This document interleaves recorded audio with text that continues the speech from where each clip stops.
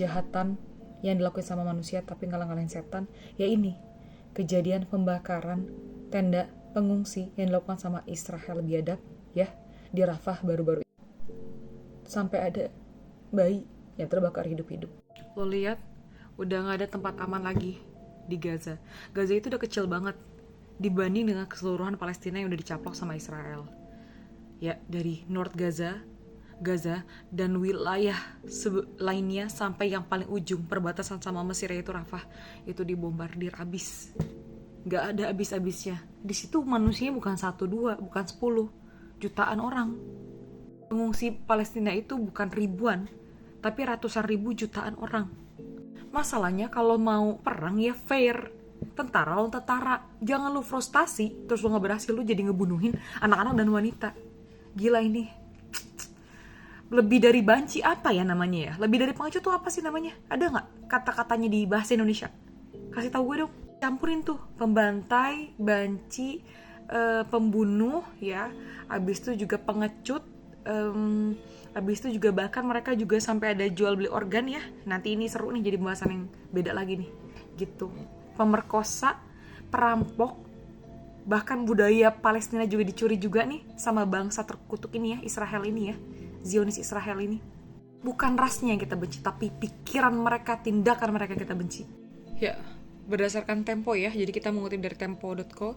Di sini jadi tuh tepatnya guys pada 26 Mei 2024 itu tuh jadi ada serangan mendadak di spesifiknya di kamp pengungsi di distrik Tel Al Sultan. Nah, jadi nih pas serangan mendadak itu tuh menghanguskan sekitar 14 tenda pengungsi. Masalahnya serangan ini tuh nggak ada aba-aba atau peringatan sama sekali. Lu kebayang nggak sih korbannya tuh kayak gimana?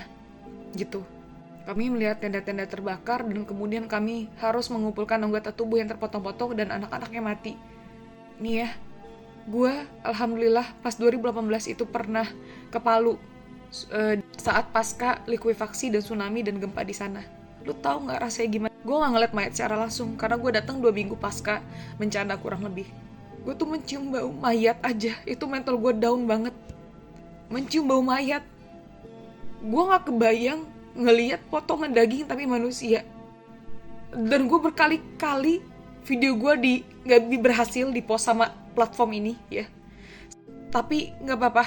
Seberapa besar lu ngalangin kita nih yang menyuarakan kemanusiaan, yang menyuarakan kebenaran, kita nggak peduli. Kita bakal terus bangkit. Dan lo lihat ini guys, lihat ini potongan tubuh anak kecil ya, gila.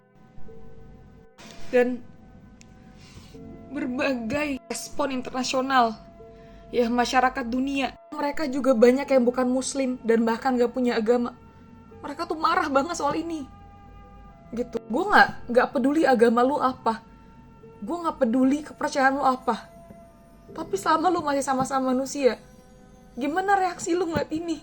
Ini hanya sebagian dari ribuan kasus yang udah terjadi di Gaza, di Palestina, di tepi barat banyak banget. Kalau sebelumnya ya lebih luas lagi.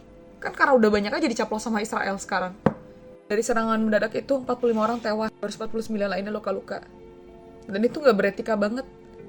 Udah disuruh fungsi, udah disuruh udah lu usir ya, lu abisin semua rumah sakit, gereja, masjid ya. Ini si biadab ini ya. Terus masih pengecut banget. Apa sih? Gue bingung gitu mendefinisikan apa ya kata yang tepat, karena nggak ada gitu loh.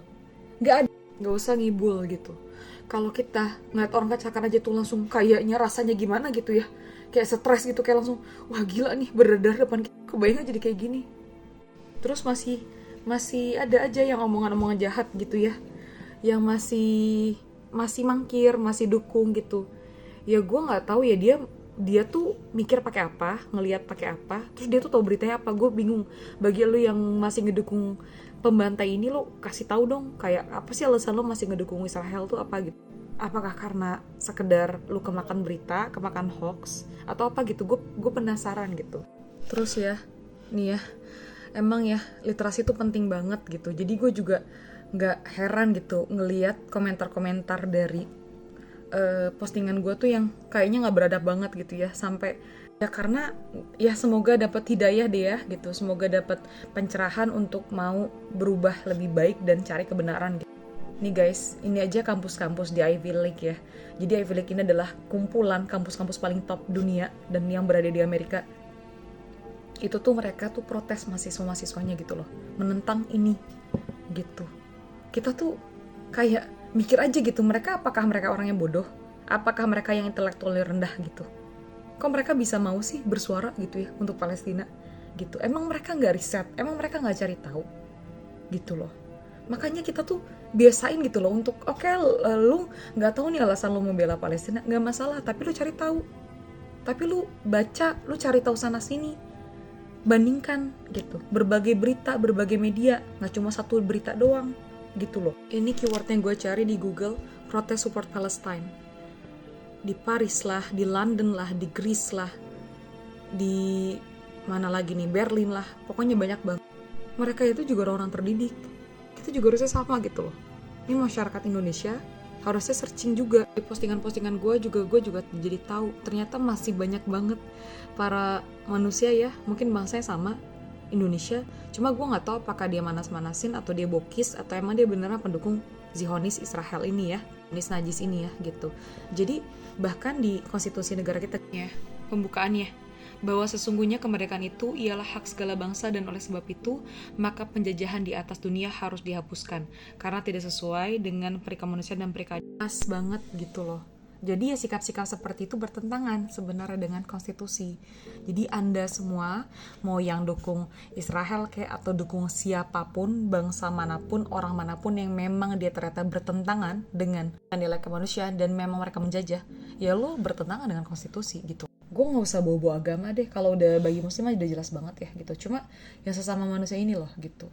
Terus gue juga masih aja ada yang naif gitu kayak nanya gimana boykot pakai, lo nggak usah pakai Google, masih ada yang gitu ngejulitin gue dan sebagainya. Ya satu, gue santai aja sih nanggepin julid itu karena dia nggak paham-paham amat ya. Kedua, ya kita semaksimal kita aja yang kita bisa gitu. Pokoknya guys, jangan berhenti untuk cari tahu kebenaran, jangan berhenti untuk cari tahu tentang apa yang terjadi, jangan ikut-ikutan juga gitu loh. Jadi kayak soal Palestina ini ya we have to really understand, kita harus punya alasan kenapa kita harus membela ini tuh harus ada. Tapi sesimpel ya, sesimpel saat udah ada hal-hal yang memang melanggar kemanusiaan, contohnya saat perang itu malah wanita dan anak-anak diserang, itu tuh simpel banget, itu nggak butuh agama kok buat ngerti itu tuh salah gitu loh. Tapi kalau masih ngawur gitu ya, ya gue penasaran sih hidup orang-orang ini kayak gimana. Gue nggak tahu apa alasan mereka gitu ya bisa santai aja ngeliat dengan hal-hal kayak gini gitu. Dan gue menentang semua bentuk penjajahan, diskriminasi dan kejahatan ketidakadilan kepada siapapun, nggak cuma masyarakat Palestina. Dan gak cuma gue kok, banyak juga. Baik itu ke masyarakat Yaman kah, baik itu ke Uighur kah, baik itu ke Rohingya kah, kemanapun, ke siapapun, selama itu dilakukan kezaliman dan yang menerima kejahatan itu adalah orang yang tidak bersalah, ya itu jahat dan itu salah. Semoga kita semua tuh dikasih kemudahan ya untuk mengikuti kebenaran dan dikasih kemudahan juga untuk bisa membersihkan terus hati nurani kita. Thank you.